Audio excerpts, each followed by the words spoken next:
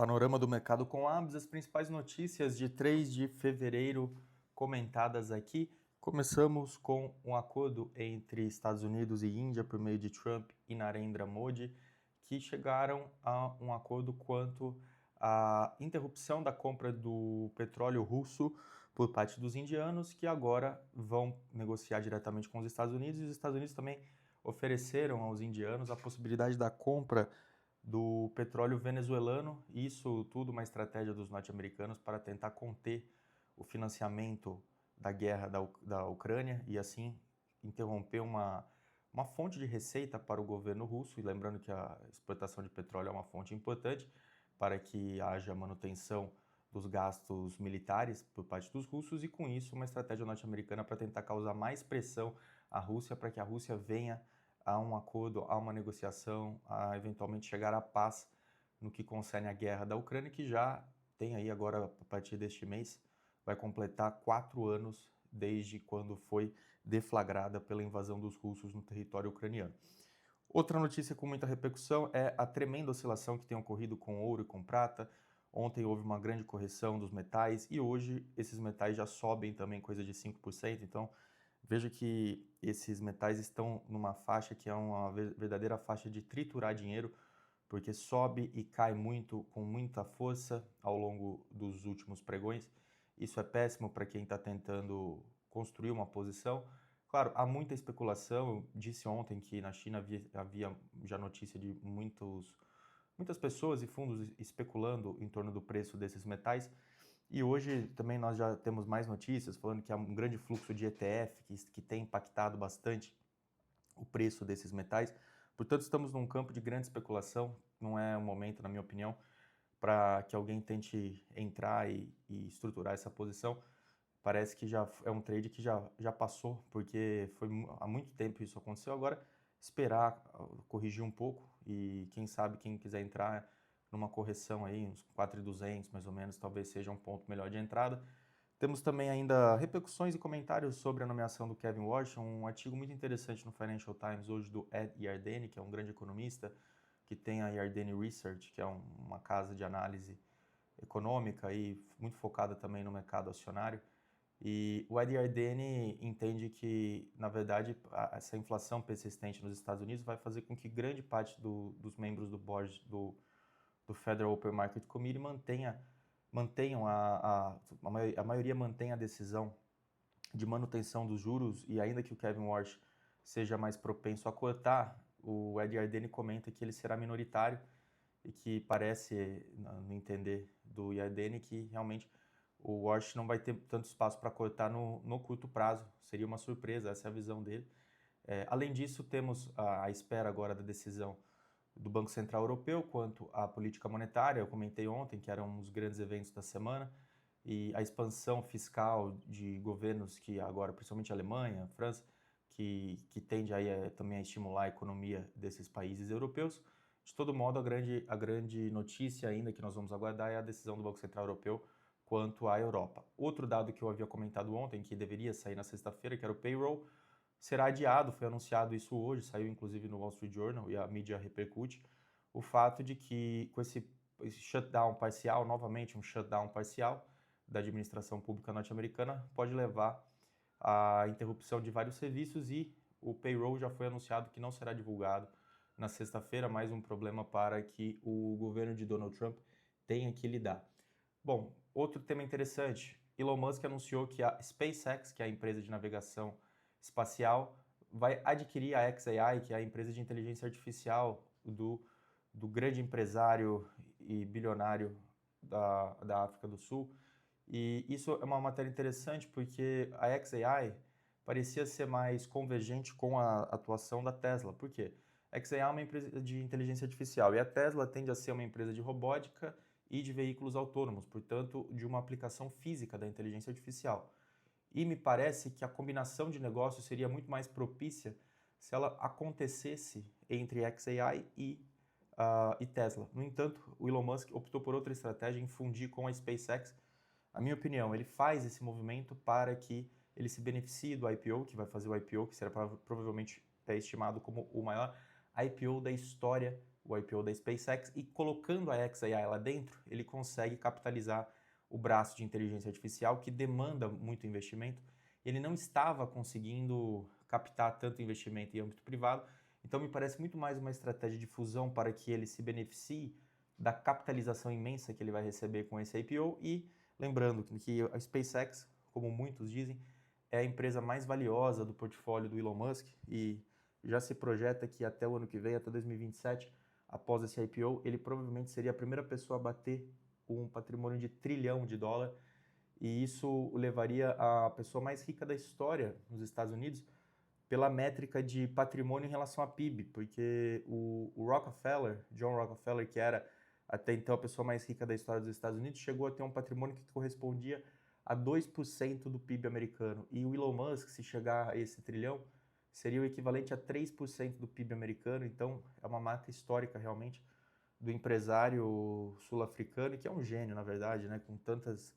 inovações e a capacidade que ele tem de conseguir tocar e liderar tantas empresas complexas ao mesmo tempo. Outras notícias interessantes, resultado da Palantir ontem. Palantir, que é uma empresa de inteligência artificial, que tem grandes contratos com governos e agora está expandindo a parte comercial, fundada por Alex Karp e Peter Thiel, dois grandes investidores e pessoas extremamente inteligentes. Alex Karp, inclusive, é doutor em Direito, fez doutorado com Habermas, é uma pessoa bastante polêmica nas suas falas, mas ele destaca ontem o crescimento de 70% da receita, margem operacional de 57%, o próprio Karp fala que é uma métrica de crescimento jamais vista, essa performance do que a Palantir consegue entregar, e realmente de todas as empresas de inteligência artificial é a que tem fundamentos mais sólidos, porém com valuations extremamente elevados. Hoje no pré-market a ação subiu a 11%, não sei se faz sentido uma empresa dessa valendo 180 vezes fluxo de caixa livre do próximo ano. É um valuation realmente pouco convidativo, mas tem muita especulação e, sem dúvida, a empresa é fantástica. Só não sei se é um bom investimento com um valuation desse. Além disso, tivemos também uma fusão de Devon Energy com Coterra Inc., num negócio que vai criar uma gigante do shale gas nos Estados Unidos. Lembrando que esse aí é a produção de petróleo a partir do xisto. Pode ser que haja realmente a criação de um gigante que vai facilitar, porque quando ocorrem esses negócios, normalmente nós temos vários ganhos de escala, e isso pode acabar beneficiando. Outro fato é que o setor de energia e de materials, que são os dois setores que mais se valorizaram esse ano até agora no S&P, e tecnologia e financials, na verdade, recuaram. Então, estamos vendo alguma rotação e a preponderância em ações de outros setores. Importante ficar atento a isso. As commodities estão com uma alta esse ano, uma alta que não era esperada, e essa alta pode repercutir em inflação. Então, isso é uma grande preocupação para o governo Trump. Tivemos um anúncio hoje também da Pepsi, que vai cortar preços em coisa de 10%, 15% em vários produtos. Lembrando que a Pepsi tem aquela batata frita, Lay's e vários outros snacks. E segundo a empresa, esse corte decorre justamente do custo, né, da crise do custo de vida, que é um tema que tem sido usado muito nas eleições municipais nos Estados Unidos e será um tema usado também na eleição agora no meio do midterm, né, do meio do mandato para o Congresso. E isso é uma grande preocupação da administração Trump, e veja que até as empresas estão tentando cortar preços justamente para atender a essa demanda de reclamação do consumidor com relação aos custos dos produtos em geral. Outra notícia, o Banco Central Australiano subiu juros. Olha só, ninguém estava esperando, estávamos vendo no mundo todo um movimento sincronizado de corte de juros, e de repente a Austrália vem e sobe os juros. Olha que coisa interessante. Parece que é o primeiro banco central que detecta uma leve alta de inflação e, portanto, atua para conter esse risco. Fica um alerta, realmente, quando nós olhamos a curva de juros norte-americana, nós vemos no VETS de 2 anos que o mercado não está precificando nenhum corte. Grandes investidores e traders sempre falam que o Federal Reserve olha muito para o VETS de 2 anos para tomar suas decisões, e 2 anos está mais ou menos na taxa de juros da FFR de hoje, que seria o que o mercado estaria precificando, que em 2 anos não teríamos novos cortes na taxa de juros norte-americana. Então, realmente, um movimento de pausa, e esse crescimento da inflação na Austrália e esse movimento de tomada de decisão por parte dos australianos para que haja já a alta dos juros é um alerta para todos nós e para todos que estavam achando que o movimento de corte era claro. E para terminar, vamos falar um pouquinho de Brasil, uma entrevista hoje do Luiz Stuhlberger no Valor, a bolsa acima de 180 mil pontos. É aquela coisa, um baldinho de água numa piscininha de plástico faz um verdadeiro estrago. Agora, um baldinho de água numa piscina de 50 metros não muda nada. Então, o Brasil é a piscininha de plástico, bolsa pequena, qualquer volume, qualquer fluxo estrangeiro que venha para o Brasil faz um estrago. Tivemos uma alta nas empresas de commodity, em financials, como eu sempre tenho enfatizado, nas blue chips. E o Luiz Stuhlberger fala que o movimento realmente é de diversificação para os mercados emergentes, algo que eu também tenho sempre ressaltado aqui, mas ele faz uma ponderação no seguinte sentido, que caso o Trump, caso os republicanos percam a maioria no Congresso, que todo esse movimento de dollar debasement e de diversificação em mercados emergentes, esse movimento todo poderia ser desfeito na medida em que o executivo ficaria com grande dificuldade para aprovar qualquer medida legislativa no Congresso e teria muita dificuldade de atuar. Então, olha que interessante, o Stuhlberger antecipando que uma eventual derrota dos republicanos poderia desfazer todo esse trade de diversificação em mercados emergentes. Ontem eu estava analisando o mercado chinês, a China se valorizou muito em janeiro, se beneficiou de um grande movimento de diversificação, tivemos alguns recordes lá, e a divulgação de um novo modelo do DeepSeek também traz bastante euforia para as empresas de inteligência artificial, e a China tem um modelo mais open source, ao passo que as empresas de inteligência artificial norte-americanas estão indo para um modelo de fechamento, de pouco diálogo das informações, e isso até um grande especialista no assunto, que é o cientista de inteligência artificial chefe da Meta, que é o Yann LeCun. Estava assistindo uma entrevista dele ontem e ele falou que esse movimento de fechamento e menos diálogo das empresas de inteligência artificial é muito negativo para o crescimento da tecnologia como um todo, e ele entende